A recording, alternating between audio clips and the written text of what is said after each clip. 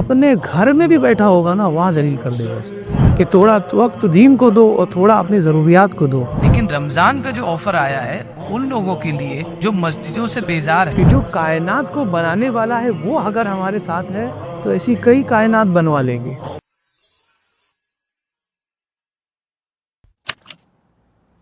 اگر موت ایمان پر ہو تو زندگی ہے. اللہ تبارک و تعالیٰ ارشاد فرماتا ہے وَوَصَّى بِهَا إِبْرَاهِيمُ بَنِيهِ وَيَعْقُوبَ، اور ابراہیم اور یعقوب نے اپنے بیٹوں کو اسی دین کی نصیحت اور وصیت کی. کیا فرمایا؟ یا بنیّ ان اللہ اصطفیٰ لکم الدین، اے میرے بیٹو بے شک اللہ تبارک و تعالیٰ نے تمہارے لیے اس دین کو چن لیا ہے. فلا تموتن الا وانتم مسلمون، تو تم لوگ ہرگز نہ مرنا مگر اس حال میں کہ تم مسلمان ہو. قرآن مجید کی اس آیت کریمہ کو پڑھنے کے بعد بات واضح یہ ہوتی ہے کہ حضرت ابراہیم اور یعقوب علیہم السلام وہ بھی چاہتے ہیں اپنی اولاد کے لیے کہ جب وہ مرے اس دنیا سے جائے تو وہ ایمان کی حالت میں جائے اور وہ مسلمان کہلائے. یعنی آپ ذرا سوچ لیجئے کہ ایک انسان کا اس دنیا سے جانا اور ایمان کی حالت میں جانا کتنا عظیم خواب ہے. کیا ہم اس سوچ پر چل رہے ہیں؟ کیا ہمیں اس بات کا خدشہ نہیں کہ اگر ہماری موت ہو تو وہ ایمان اور اسلام پر نہ ہو؟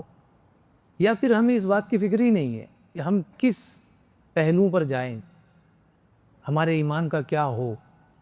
سب سے بڑی فکر جو انبیاء نے ہمیں دی ہے وہ یہ کہ تم بھی اس پر ثابت قدم رہو اور اپنی آنے والی نسلوں کو بھی سکھاؤ کہ بیٹا دنیا میں کمی بیشی چل جائے گی، لیکن ایمان کی جب بات آئے تو مرتے دم تک ایمان پر رہنا، اس لیے کہ جیسے ہی مرو گے اور اگر ایمان پر ہوگے تو وہیں سے زندگی شروع ہوگی. اور یہ جو کچھ بھی تم نے جیا ہے یہ صرف دارالعمل ہے اور ایک خواب ہے جس میں ہم نے عمل کیا ہے، اور جو کچھ ہم نے عمل کیا ہے اور عمل کی پوٹلی ہم میں جمع کی ہے، جیسے ہی انتقال کر جائیں گے اور قبر میں ہمارے دوست ہمیں اتاریں گے تو ہم قبر میں بیٹھ کر یہ سوچیں گے کہ اب ہمارا سفر شروع ہوا ہے. یہ سفر شروع ہوا جب قبر میں بندہ اترے گا، اور جب سفر شروع ہوتا ہے تو کچھ دیر بعد بھوک لگتی ہے تو بندہ اپنا ٹفن کھولتا ہے، کچھ کھاتا ہے. بس وہی اعمال جو دنیا میں ہم نے کیے تھے اور جو پیکیجنگ کی تھی اب قبر میں ایک ایک پوٹلی کھولی جائے گی اور وہی ہماری خوراک ہوگی.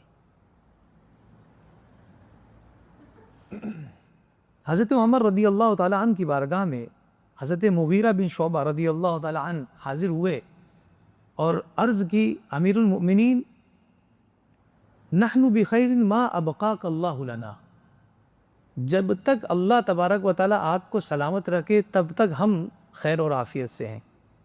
جب تک آپ زندہ ہیں، آپ خیر و عافیت سے ہیں، تب تک ہم زندہ ہیں، ہم خیر و عافیت سے ہیں. حضرت عمر رضی اللہ تعالیٰ نے کتنا زبردست جواب دیا. دیکھیے جواب کتنا ایمانی جواب ہے. ہم تو کچھ دن کام کرنے کے بعد یہ سوچتے ہیں نا کہ اگر ہم سے جڑے رہو گے تو تم اسلام سے جڑے رہو گے، لیکن انہوں نے کیا جواب دیا کہ عمر کی خیریت سے تمہاری خیریت نہیں ہے، بلکہ اگر تم نے اس زندگی میں اللہ کے ساتھ تقوی اختیار کیا اور اللہ سے ڈرتے رہے تو تم خیریت سے رہو. تم میرا خیال مت رکھو، تم مجھے کیا سوچتے ہو، میرے بارے میں کیا کہتے ہو، اس سے مجھے کوئی لینا دینا نہیں. اللہ تبارک و تعالیٰ کا تقوی اختیار کیا کہ نہیں کیا؟ اگر پرہیزگاری ہے، اللہ کا خوف ہے تو آپ خیریت سے ہیں.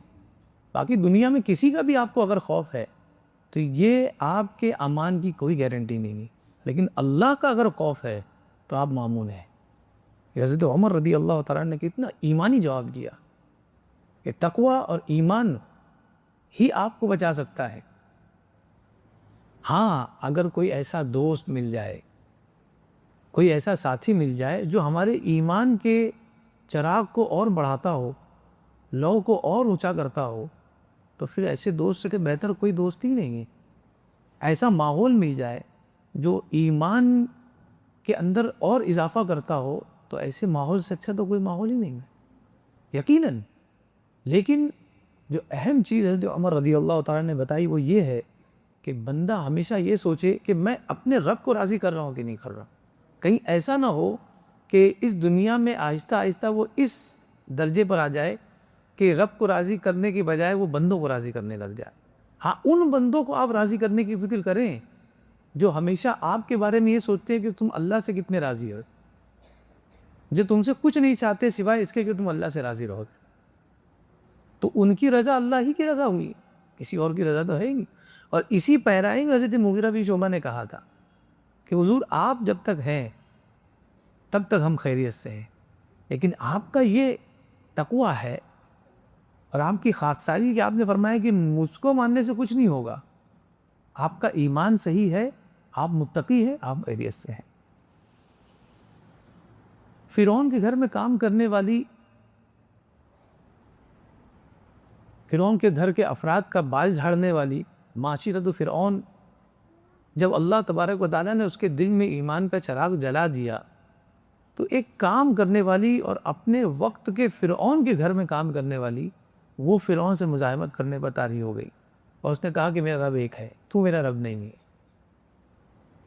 ایمان جب جاگتا ہے نا تو یہ نہیں دیکھتا کہ آپ کس لیول پر کھڑے ہیں. جب وہ جاگتا ہے تو آپ کے پاس وسائل نہ بھی ہو تو پھر سر چڑھ کر بولتا ہے اور ثابت کرتا ہے کہ ایمان کی طاقت کیا ہے. جا کر دیکھ لیا آپ غزہ میں, سب کچھ لٹا دیا ہے, اس کے باوجود بھی سر جھکا نہیں ہے.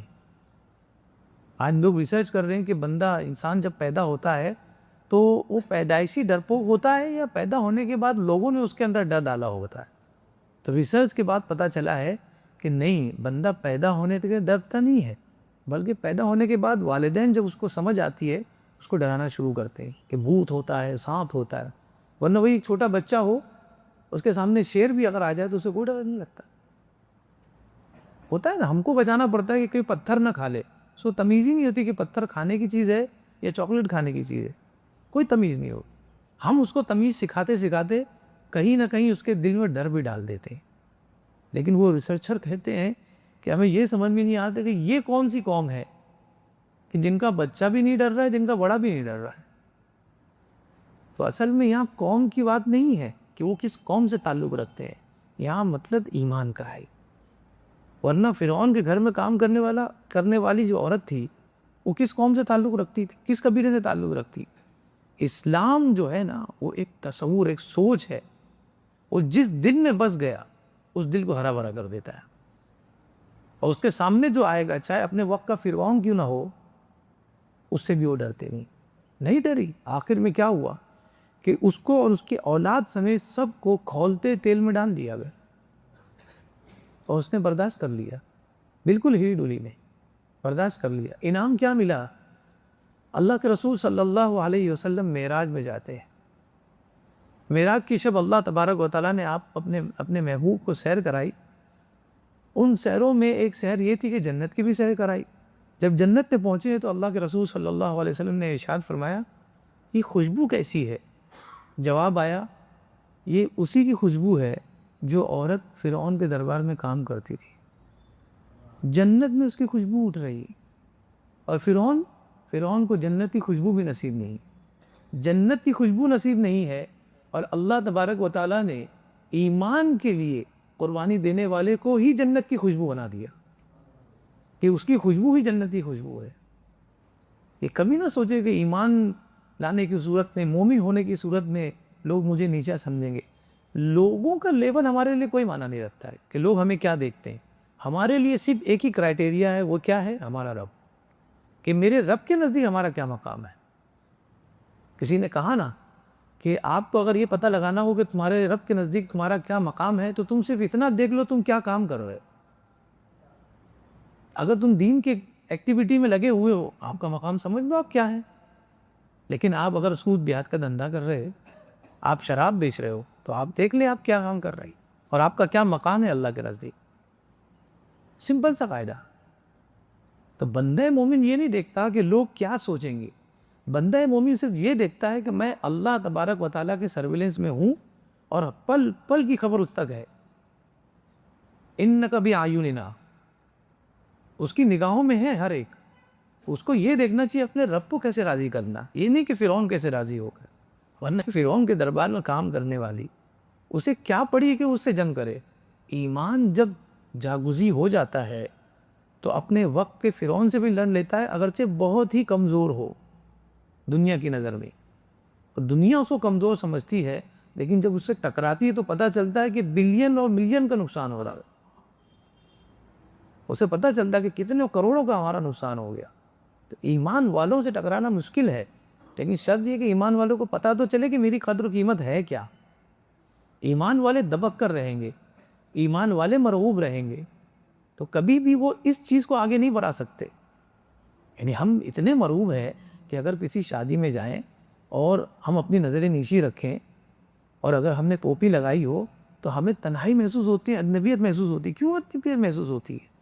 ارے مومن تنہائی میں انجمن ہے، مسلمان تنہا بھی ہو تو جماعت میں ہے.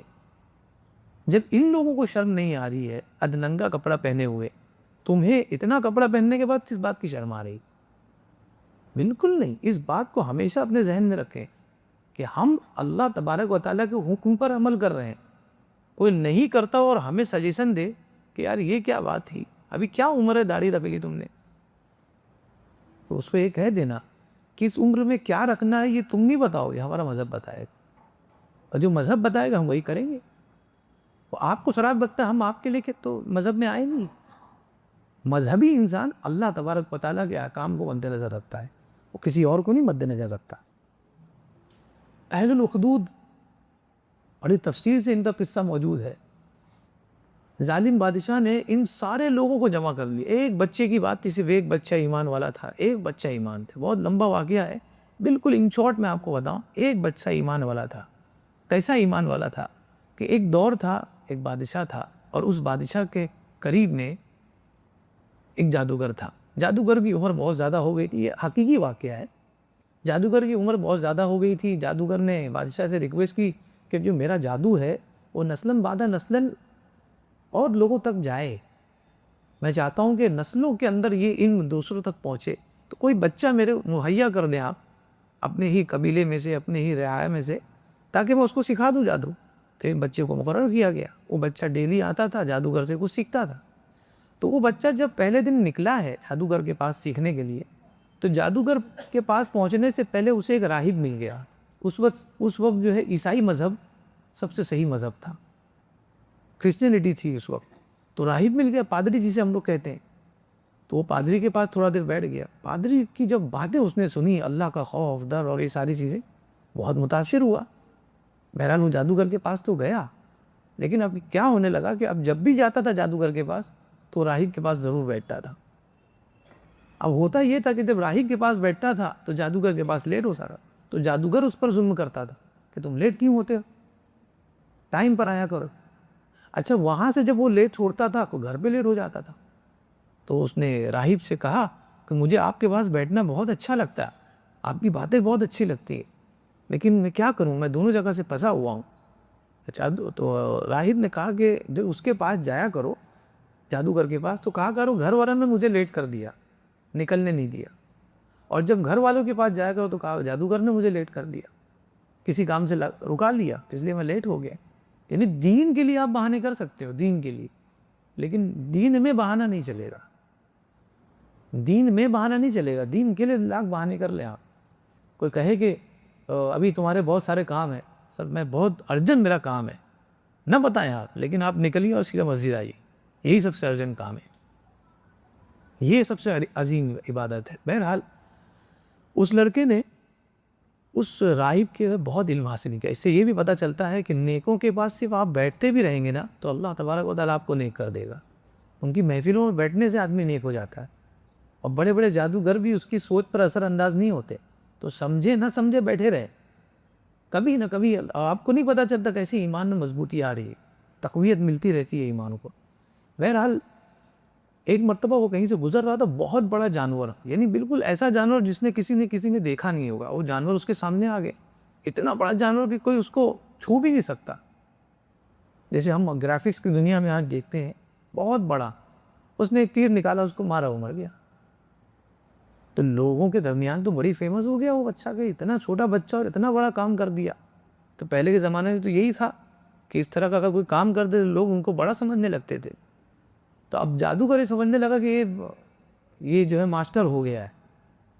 اور جب راہب کے پاس آیا تو کہا کہ یہ کچھ بھی نہیں ہے سوائے اللہ کے ڈر کے، کیونکہ جب میں نے اس کو دیکھا اور جیسے ہی اس کا ڈر میرے اندر آنے والا تھا، میں نے کہا میں صرف اللہ سے ڈرتا ہوں، کسی سے نہیں ڈرتا. اور پھر اللہ نے جو طاقت دی وہ میرے سامنے گر گیا، اس کی کوئی حیثیت ہی نہیں رہی. صرف اتنا میں نے سوچا کہ میں اللہ سے ڈرتا ہوں، میں کسی سے نہیں ڈرتا. اب یہ جب معاملہ ہوا تو وہ راہب نے کیا کہا؟ اب یہاں دیکھیے یہ سب سے بڑا معیار، آج کے اس دور میں چیز نہیں پائی جاتی. اور راہب نے کہا بیٹا تمہارا مرتبہ مجھ سے بھی اونچا ہو گیا. یہ ہوتا ہے استاذ، جب تمہاری حوصلہ افزائی کرے تو کہے کہ بیٹا تم آگے نکل گئے، تم کامیاب ہو گئے. استاد ہمیشہ استاد رہے ہو، بڑا ہمیشہ بڑا رہے گا. لیکن اگر وہ دو بول اپنے بچے کے لیے کہہ دے کہ تم بڑے ہو گئے ہو، تو ساتھ ساتھ اس کے بچہ بھی بڑا ہو جائے گا. خود ہی کیوں بڑے ہو رہے ہو، اس کو بھی بڑا کر لو. اور بچہ کس طرح کا ہے. بہرحال آخر میں ایک بادشاہ کا ہمنشیں تھا جو اس کے قریب بیٹھتا تھا، تو اس کو کوئی پرابلم تھی. اب اس کا جو مسئلہ تھا، جب اس کو پتہ چلا کہ یہ لڑکا بڑا کرشمہ ساز ہے، تو وہ پہنچا اس کے پاس. اور پہنچنے کے بعد اس نے اپنی پرابلم بتائی، پرابلم چٹکی میں حل کر دی اس نے. جب وہ حل ہو گئی وہ بھی ایمان لے آیا. اور جب وہ ایمان لایا تو ایمان میں نے کیا بتایا، وہ تخت کے بازو میں بھی اگر مومن بیٹھا ہے نا، مروب نہیں ہوگا وہ. اور بادشاہ کے سامنے بھی پیر پہ پیر رکھ کر بیٹھے گا وہ. اور جہاں بات آئے گی کہ اپنے رب کو نیچا سمجھو، وہ فوراً کھڑا ہو جائے گا. میں نے بتایا تھا نا ایک واقعہ کہ صحابی رسول ہرقل کے بادشاہ کے سامنے دربار میں آئے، اللہ کے رسول صلی اللہ علیہ وسلم نے ان کو بھیجا تھا، اور ہرقل نے ان کو بٹھایا کہ بیٹھی یہاں پر. یہ کسی اور صحابی کہتے تھے عمر فاروق رضی اللہ تعالیٰ کے دور میں. جب وہ بیٹھے کچھ دیر بیٹھنے کے بعد ان کی نگاہ گئی کرسی کو، انہوں نے دیکھا فوراً کھڑے ہو گئے. ہرقل بھی ہنسنے لگا کہ کیوں کھڑے ہو گئے. تو کہا کہ نہیں، اصل میں یہ کرسی سونے کی، ہمیں منع کیا گیا سونے پہ بیٹھنے کے لیے. یار میں نے تم کو عزت دی ہے اور تم ایسا کرو. بولے عزت وہ ہے جو اسلام دے گا. میرا مذہب اگر چٹائی پہ بیٹھنے کہتا ہے اور دنیا سمجھتی کہ سونے پہ بیٹھنے میں عزت ہے، میں چٹائی پہ بیٹھوں گا اسی میں میرے لیے عزت ہے. دنیا سمجھتی ہے کہ ادننگے کپڑے پہننے میں عزت ہے، معزز ہوگا، وہ سمجھتی رہے. اسلام جو کہہ رہا ہے میں وہ پہنوں گا، اسی میں میرے لیے عزت ہے. بس یہ میرا مذہب ہے. بہرحال جیسے ہی وہ بادشاہ کے پاس دربار میں گیا تو بادشاہ نے کہا یہ کیسے صحیح ہو گیا تمہارا؟ کہا میرے رب نے صحیح کر دیا. ارے بادشاہ کا ہمنشیں ہے، اس کے ساتھ اس کی بیٹھک ہوتی ہے. کہا کہ میرے علاوہ بھی تمہارا کوئی ہے؟ بولے ہاں، میرا اور تمہارا رب جس نے پیدا کیا. کہا کہ تم کو کس نے یہ دماغ دیا، یہ کہاں سے ایمان تمہارے اندر آیا؟ اس نے وہ لڑکے کا نام بتایا کہ وہ جادو سے نہیں، ایمان سے وہ کرشمے دکھا رہا ہے. لڑکے تک پہنچے، اس کو تعذیب کی، اس کو ٹارچر کیا. کہا کہ تم کو کس نے بتایا؟ نے بتا دیا راہب کو. راہب تب جب پہنچ ہوئی تو راہب کو پوچھا گیا کہ تم نے ایسا کیا؟ بولے ہاں، ایمان، اللہ، خدا. تو کہا کہ سب چھوڑ دو اور مجھ کو خدا مان لو. چھوڑ دو، تم جو بتاؤ گے سب وہی مانیں گے. تمہارے سے ہی نکلا یہ ایمان کا سر چشمہ، تم ہی سر چشمہ ہو. تو انہوں نے کہا کہ یہ تو نہیں ہو پائے گا، جان دے دوں گا لیکن ایمان نہیں چھوڑوں گا. میں نے خدا ہی کو سب کچھ مانا ہے اور وہی سب کچھ ہے. وہیں پر ان کو قتل کر دیا گیا، وہیں پر قتل کر دیا گیا. اور اس کے بعد جب محل میں آیا تو اپنے ہمنشیں کو بھی قتل کر دیا. سب قتل ہو گئے. اب یہ لڑکے کا معاملہ ایسا تھا کہ جتنا اس کے اوپر تیر چلاتے تھے یہ مرتا ہی نہیں تھا، مرتا ہی نہیں تھا. بہرحال آخر میں اس نے خود بتایا کہ تم اس طرح سے تیر مارو، اللہ کی مدد میرے شامل حال ہے، اور اس سے تیر مارو گے تو میں مر جاؤں گا. بہرحال وہ لوگوں نے ایسا ہی کیا اور اس کا انتقال ہوا. تو اس کا جو ایمان تھا، اس ایمان کو دیکھنے کے بعد وہاں پر جتنے لوگ کھڑے تھے، کیونکہ اس کو سزا سب کے سامنے دی جا رہی تھی، پوری قوم وہاں کھڑی تھی، سب کے سب. جیسے ہی اس کا انتقال ہوا ہے اور اس نے نعرہ لگایا، کلمہ پڑھا ہے، جیسے ہی اس کا انتقال ہوا ہے ساری قوم نے کہا لا الہ الا اللہ. جتنے لوگ وہاں کھڑے تھے، اس بچے کو اس بات کا خوف نہیں تھا کہ میں مر جاؤں گا اگر میں نے یہ فارمولہ بتا دیا. اسے اس بات کی خوشی تھی کہ میں تو مروں گا.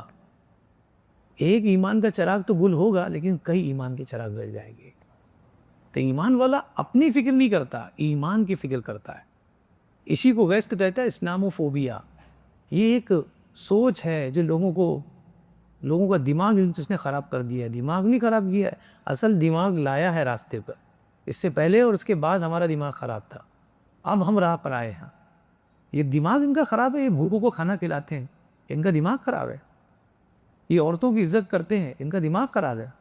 یہ بہنوں کو حصہ دیتے ہیں, ان کا دماغ خراب ہے. یہ اپنی بہن اور بیٹیوں کی عزت تار تار نہیں کرتے, ان کا دماغ خراب ہے. اور جو خود لوگ اس کے برعکس کرتے ہیں وہ سب صحیح ہے. تو اب آپ بتائیے کہ کون صحیح ہے؟ ایمان. حضرت آسیہ بنت مزاحم رضی اللہ تعالی عنہ فرعون کی بیوی ہے. فرعون کے محل میں رہتی ہے, محل جیسے میدان.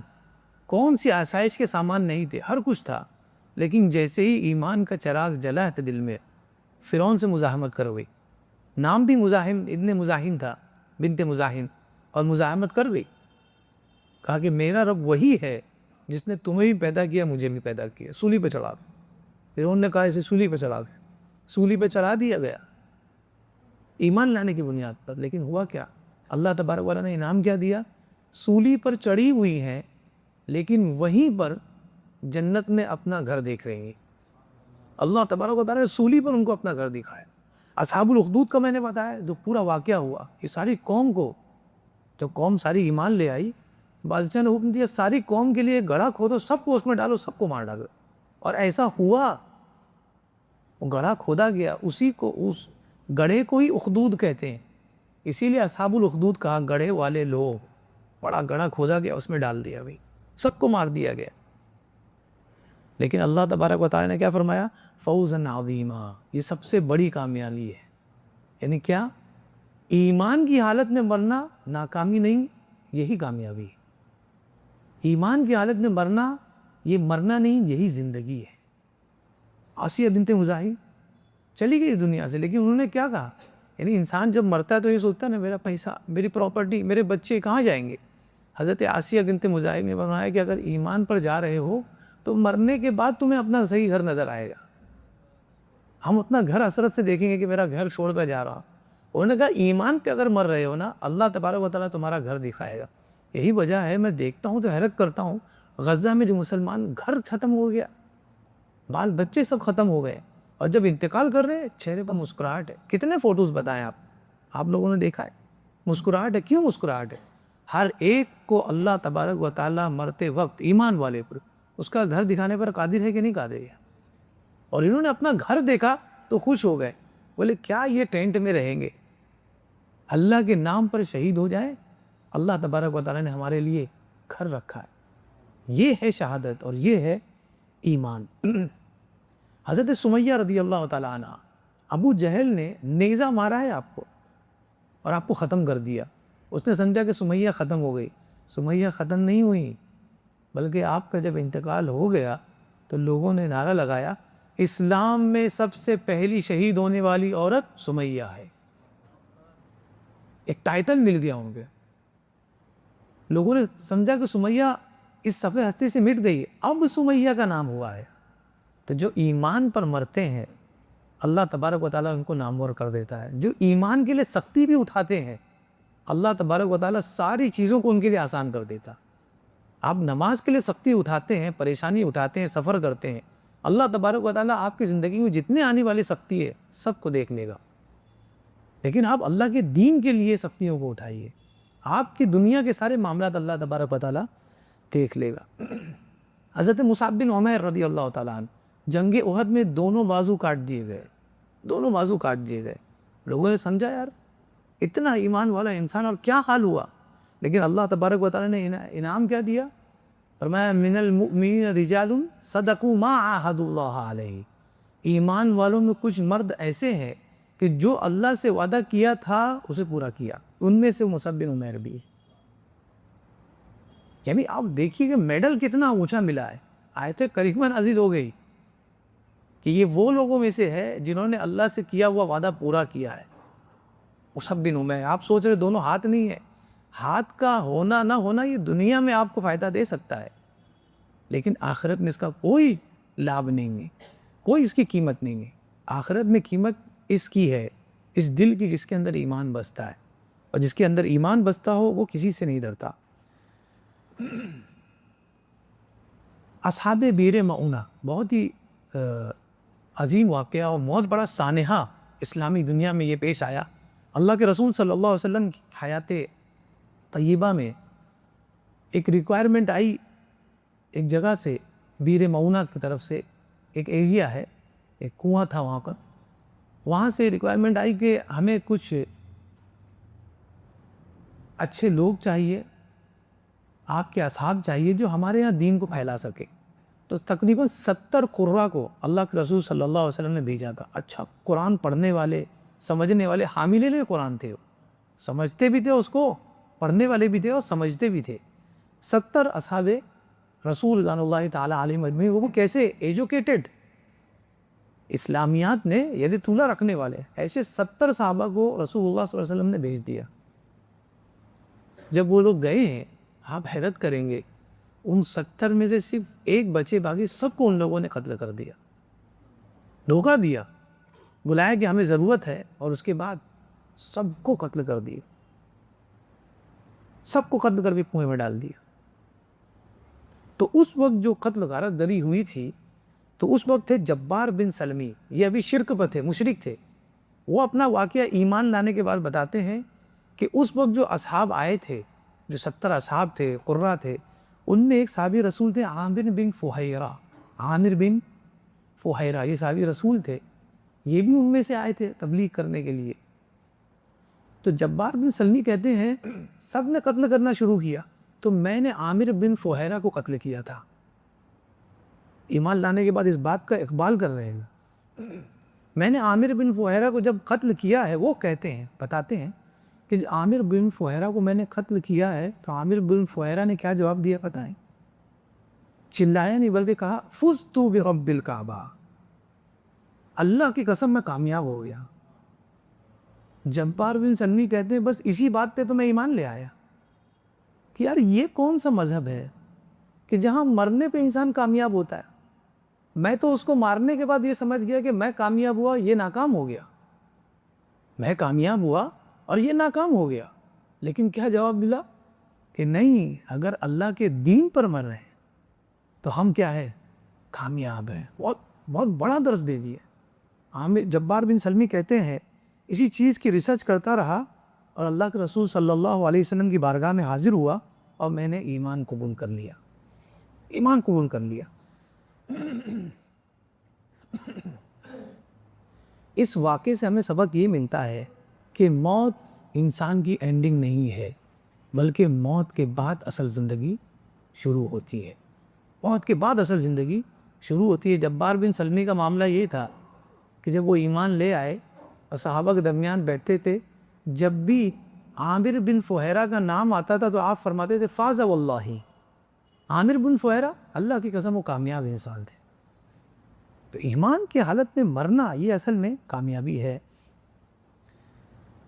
لمبی عمر, بہت سارے سال, یہ ہمیں کوئی فائدہ نہیں دیں گے. فائدہ یہ بات دے گی کہ ہم اس دنیا میں رہے کیسے, ہم ایمان کے ساتھ رہنا, ہمارا اس دنیا میں ایمان کے ساتھ رہنا, یہ ہمیں فائدہ دے گا مرنے کے بعد, اس سے پہلے کچھ نہیں. لیکن سب سے پہلے اس فلسفے کو سمجھنا ضروری ہے, موتو قبل ان تموتو, مرنے سے پہلے مر جاؤ. یہ صوفیہ کا قول ہے. وہ لوگ کیا فرماتے ہیں, مرنے سے پہلے مر جاؤ. مرنے سے پہلے کیسے مرے گا انسان؟ جب مرے گا تب مر جائے گا, اس سے پہلے کیسے مرے گا؟ کہا کہ جب آپ مریں گے نا, وہ مرنا نہیں, وہ تو زندگی ہوگی, تو پھر مرنا کب؟ اس سے پہلے آپ کو مرنا ہے. مرنے کے بعد جو آپ کا جو کیفیت ہوگی, یعنی آپ کو اب عمل نہیں کر سکتے, جو کچھ کیا ہے وہی کام آئے گا, تو اس سے پہلے آپ تصور قائم کریں کہ میں مرنے والا ہوں, تب تو آپ اپنے سفر کے لیے زیادہ راہ جمع کرنا شروع کریں گے, ورنہ آپ جمع کیسے کریں گے؟ اور یہی امام غزالی علیہ رحمۃ اللہ نے فرمایا کہ جسے یہ پتہ چل جائے کہ موت کیا ہے تو وہ سمجھ جائے گا کہ مجھے اس سے پہلے ہی مرنا ہے. واصف علی واصف بہت بڑے تھنکر تھے, اسلامک تھنکر, اور میں سمجھتا ہوں کہ ایسی سوچ ہے کہ مطلب صفحات بھر سکتے ہیں آپ ان کی ایک کوٹس پہ, ایک کال پر آپ صفحات بھر سکتے ہیں. آپ فرماتے ہیں مرنے سے پہلے مرنے کا جو راز ہے وہ ایسا راز ہے کہ جس نے اسے سمجھ لیا تو وہ مر گیا. مرنے سے پہلے مرنا ایسا راز ہے جو اسے سمجھ لیا وہ مر گیا اور جو نہیں سمجھا وہ مارا گیا. کیا پتہ آپ کو سمجھ میں آیا کہ نہیں؟ جس نے مرنے سے پہلے مرنے کا راز سمجھ لیا تو وہ مر گیا. مطلب کیا؟ مرنا کیا ہے ایمان کی حالت میں؟ کامیابی ہے، تو وہ کامیاب ہو گیا. لیکن اگر مرنے سے پہلے مرنے کا راز جسے سمجھ میں نہیں آیا اور وہ نہیں مرا تو کیا ہوا؟ مارا گیا. یعنی کہ اب اس نے نقصان اٹھایا. تو دین الہی پر مرنا اصل میں زندگی ہے، یہ موت ہے ہی نہیں. حضرت خبیب بن عدی رضی اللہ تعالیٰ عنہ، بہت ہی مشہور واقعہ ہے آپ کے ایمان کا. ایمان والے تھے اور مشرکین مکہ کے ہاتھ آپ لگ گئے اور لوگوں نے پھر جو ان کو سزا دی ہے، اللہ اکبر کبیرہ، آپ کو لٹکا دیا گیا. آپ کو لٹکا دیا گیا. لٹکانے کے بعد زندہ ہیں، ابھی باحیات ہے. آپ کے بدن سے ایک ایک ٹکڑا کاٹا گیا. خبیب بن عدی ایک صحابی رسول ہوئے جو اس وقت ایمان والے نہیں تھے. اس وقت اس سانحے کے وقت اس وقت موجود تھے جب خبیب بن عدی کو یہ تعذیب دی جا رہی تھی، ٹارچر کیا جا رہا تھا. وہ ایمان لانے کے بعد ان کا حال کیا تھا پتہ ہے؟ کبھی بھی اچانک ان پر غشی طاری ہوتی تھی، وہ بے ہوش ہو جاتے تھے. تو لوگ ان سے پوچھتے تھے کہ آپ کو کیوں بے ہوشی آ جاتی ہے، کوئی وجہ بتائیں گے؟ وہ جواب دیتے تھے کہ خبیب بن عدی کو جب ٹارچر کیا جا رہا تھا نا، اس وقت میں وہیں موجود تھا. میں وہیں موجود تھا اور میں نے وہ سب معاملہ دیکھا ہے. اب جب کبھی وہ میموری ٹریگر ہوتی ہے مجھے غشی طاری ہو جاتی ہے، میں برداشت نہیں کر پاتا ہوں. آپ ذرا سوچئے، جو زندہ ہے اور اس نے یہ سانحہ دیکھا تھا وہ زندگی میں پریشان ہے. اب آپ ذرا یہ سوچئے جس کے ساتھ یہ ہوا تھا اس کا کیا حال ہوا ہوگا، کیسی تکلیف میں ہوگا، کتنا چیخ اور چلا رہا ہوگا. اب آپ سوچئے خبیب بن عدی کیا فرماتے ہیں. خبیب بن عدی فرماتے ہیں جب آپ کو کاٹا جا رہا تھا آپ نے کیا فرمایا بتائیں؟ ایمانی جملہ دیکھیے یہ ہوتا ہے. اور ایمان اصل میں جاگتا اسی وقت ہے جب بندہ سونی پہ چڑھتا ہے. یہ آرام دہ گدے پہ سونے والوں کے اندر ایمان نہیں ہوتا. ایمان کب ٹریگر کرتا ہے؟ جب بندہ تکلیف میں ہوتا ہے، جب پریشانی میں ہوتا ہے، تب اس کے ایمان کی داد دیتے ہیں لوگ. آپ نے فرمایا وَوَاللَّهِ مَا أَخْشَى إِذَا مِتُّ مُسْلِمًا، وَوَاللَّهِ مَا أَخْشَى إِذَا مِتُّ مُسْلِمًا عَلَىٰ أَيِّ جَنْبٍ كَانَ فِي اللَّهِ مَرْجَعِي. آپ فرماتے ہیں اللہ کی قسم، اللہ کی قسم مجھے اس بات کا کوئی ڈر نہیں کہ میں مر جاؤں.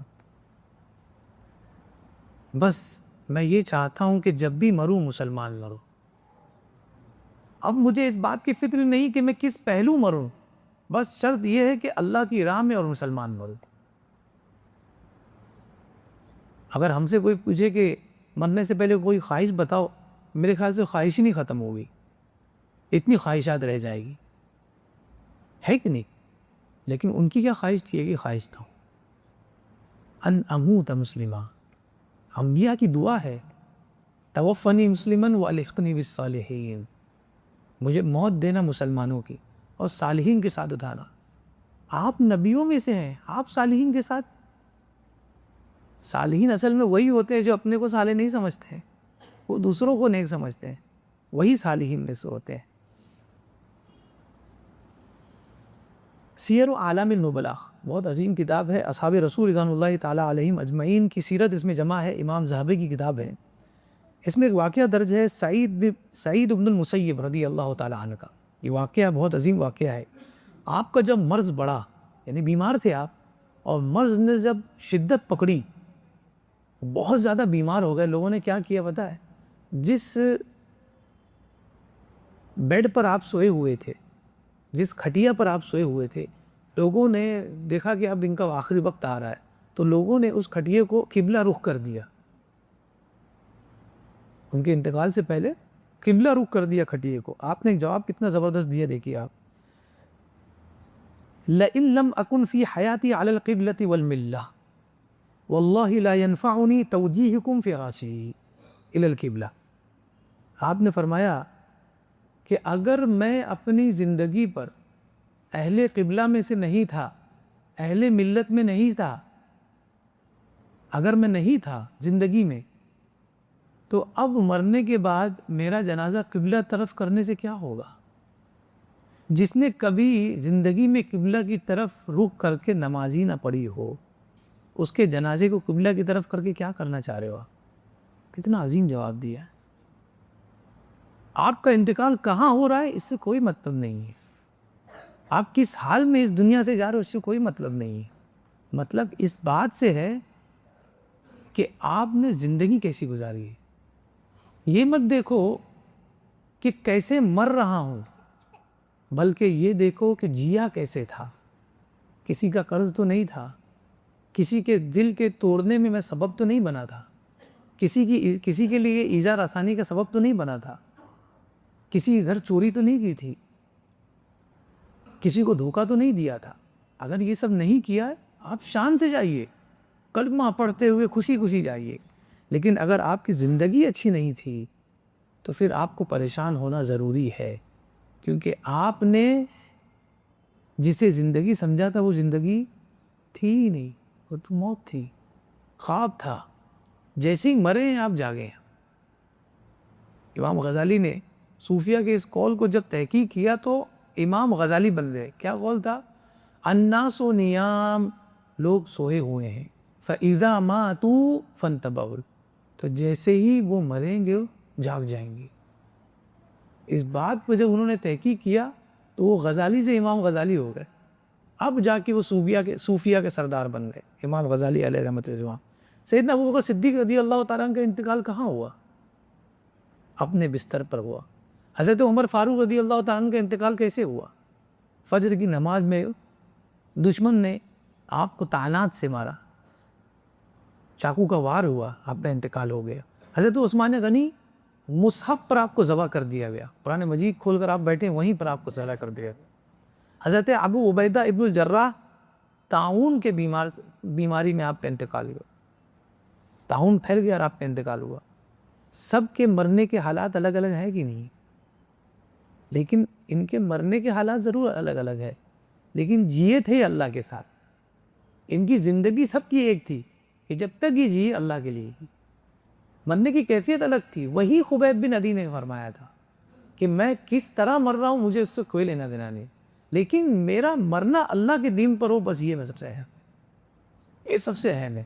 تو زندگی، ہماری زندگی اگر بھلی ہے تو یہ بہت اچھی ہے، اور اگر زندگی بنی نہیں ہے تو اس کا کوئی مطلب نہیں ہے۔ اسلامیات، دینیات، عقائد، یہ ساری چیزیں زندگی میں پڑھنا ہے اور اس پر عمل کرنا ہے، بجائے اس کے کہ ہمارے پاس اسلامیات تو آ جائے، ہمارے گھر میں اسلامیات تو موجود ہو، لیکن گھر میں اسلام کا کہیں پتہ نہ ہو۔ تو اسلامیات کے ساتھ ساتھ اسلام کا بھی پتہ ہونا چاہیے۔ اور اسلام کا پتہ کیسے چلے گا؟ کہ جب بھی کوئی آپ کو دیکھے گا تو کہے گا یہ چلتا دلتا اسلام ہے۔ اور وہ کب پتہ چلے گا؟ جب آپ نے اسلامیات کو پڑھ لیا اور اس پر عمل پیرا ہو گئے۔ اب لوگ یہ کہیں گے کہ اگر اسلام کو دیکھنا ہے چلتا پھرتا تو اس مسلمان کو دیکھو جو اسلام کو صحیح طور پر اپلائی کر رہا ہے۔ رب تبارک و تعالیٰ کی بارگاہ میں دعا ہے کہ مولا کریم ہمیں اسلام پر ثابت قدمی عطا فرمائے، ایمان پر ثابت قدمی عطا فرمائے، اور ہر حال میں دین متین پر قائم رہنے کی توفیق رفیق عطا فرمائے، دین اسلام کو پڑھنے، سمجھنے، پھر اس پر عمل کرنے اور کروانے کی توفیق رفیق عطا فرمائے۔ مولا کریم اس درس کی برکتوں سے ہم سب کو مالا مال فرما، اور اس کا ثواب دنیا اور آخرت میں ہم سب کو عطا فرما۔ مولا کریم